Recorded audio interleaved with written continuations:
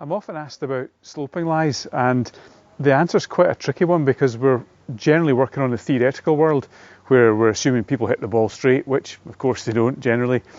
And then there's a practical world. So what does a player actually do? What are their tendencies? And what does it happen in their case? How do they move?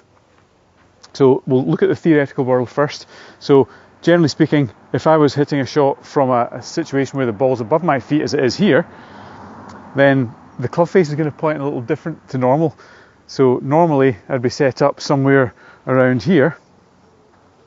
You can see this little magnetic stick here is pointing pretty much down the white target line in towards the centre of that circle there. But because the ball's above my feet here, I'm set up here where you can see the club face now, the loft actually looks a little bit left. Now in my personal case, I swing the club pretty neutral, so the club swings pretty much on the target line. The ball doesn't have much shape either way.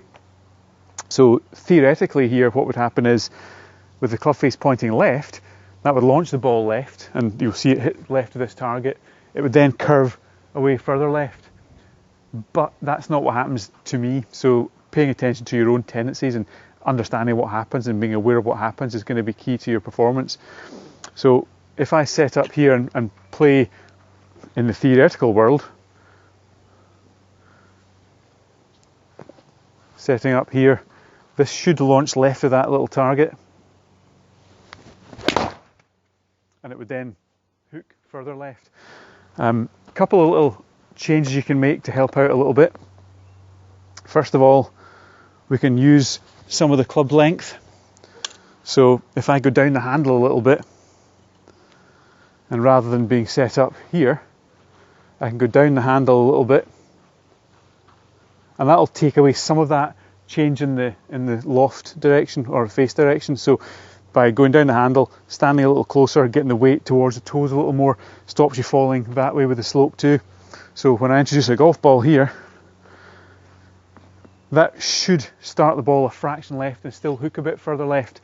But I know from hitting shots that personally I actually adapt dynamically or athletically through the swing, so I just get the club face orientated to where it needs to be, so I don't actually change my aim at all.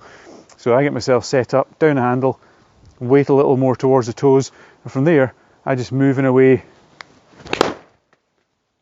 and you can see that one hit pretty much dead centre. So I just move differently athletically rather than actually changing my aim as you may have been told to do. So pay attention to your own tendencies. What happens once you know that through a large sample size, you can start actually adjusting on the course in a way which will help your scoring. So give it a go, hit plenty of shots from different sloping lies, different severe gradients. Does it change? Does it stay the same? But through experience and paying attention to it is going to be key to your performance. So give it a shot, spend some time on slopes and have some fun.